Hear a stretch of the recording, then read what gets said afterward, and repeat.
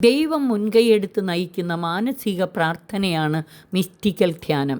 ദൈവപിതാവിനാൽ ആകർഷിക്കപ്പെട്ട് പരിശുദ്ധാത്മാവിനാൽ നയിക്കപ്പെട്ട് പുത്രൻ തമ്പുരാനോടൊത്ത് പരിശുദ്ധ ത്രിത്വത്തിൻ്റെ സ്നേഹക്കൂട്ടായ്മയിലേക്കുള്ള ഒരു തീർത്ഥാടനമാണിത്.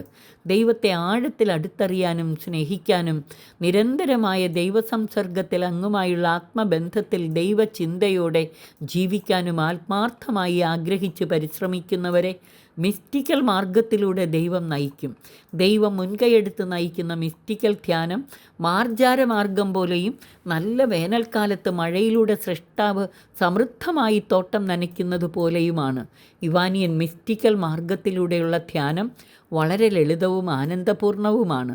ദൈവാത്മാവ് നമ്മിൽ ജനിപ്പിക്കുന്ന ദൈവസ്നേഹ തീഷ്ണത, ദൈവത്തിനു വേണ്ടിയുള്ള ദാഹം, ദൈവവുമായി നേരിട്ടുള്ള ആത്മബന്ധവും സ്നേഹസല്ലാപവും, ദൈവാനുഭവത്തിൻ്റെ സമൃദ്ധിയും വൈവിധ്യാത്മകതയും, ആന്തരിക നയനങ്ങൾ തുറന്ന് ദൈവത്തെ ദർശിക്കാനും ദൈവിക രഹസ്യങ്ങൾ ഗ്രഹിക്കാനുമുള്ള കൃപ, പ്രേഷിത തീഷ്ണത മുതലായവ ഇവാനിയൻ മിസ്റ്റിക്കൽ ധ്യാനത്തിൻ്റെ പ്രധാന സവിശേഷതകളാണ്. ആധ്യാത്മിക ജീവിതത്തിൻ്റെ മിസ്റ്റിക്കൽ പാതയിൽ പുരോഗമിക്കുമ്പോൾ മാത്രമേ നമുക്ക് ദൈവത്തോട് നേരിട്ട് ബന്ധപ്പെടാനും ദൈവം നമ്മോട് നേരിട്ട് ബന്ധപ്പെടുന്ന അനുഭവത്തിലേക്ക് വളരാനും ദൈവാനുഭവത്തിൻ്റെ വൈവിധ്യമാർന്ന തലങ്ങൾ രുചിച്ചറിഞ്ഞ് ജീവിതം ആനന്ദകരവും സൗഭാഗ്യപൂർണവുമാക്കാനും സാധിക്കുകയുള്ളൂ. ധന്യൻ മാർ ഇവാനിയോസ് പിതാവിൻ്റെ ദർശനത്തിൽ ക്രിസ്തീയ ആധ്യാത്മികതയുടെ മിസ്റ്റിക്കൽ സ്വഭാവവും ധ്യാനാത്മക ശൈലിയും താപസ ചൈതന്യവും പ്രേഷിതമാനവും ഒരുപോലെ പ്രധാനപ്പെട്ടവയാണ്.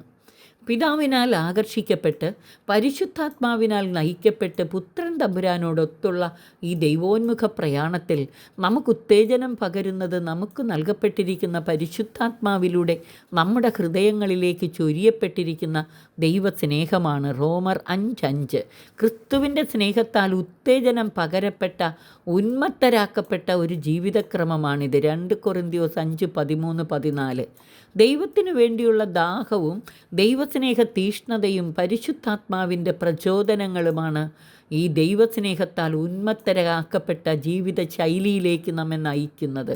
പരിശുദ്ധാത്മാവിൻ്റെ കരങ്ങളിൽ അവിടുത്തെ പ്രവർത്തനങ്ങൾക്കായി നമ്മെ തന്നെ പരിപൂർണമായി വിട്ടുകൊടുത്തുകൊണ്ടുള്ള ഒരു ജീവിത ശൈലിയാണിത്. അത്യുന്നതനിൽ വാസമുറപ്പിക്കുന്ന അനുഭവത്തിലേക്കും സ്നേഹത്തിൽ അങ്ങയോട് ഒട്ടി നിൽക്കുന്ന അനുഭവത്തിലേക്കും ഇത് നമ്മെ നയിക്കും.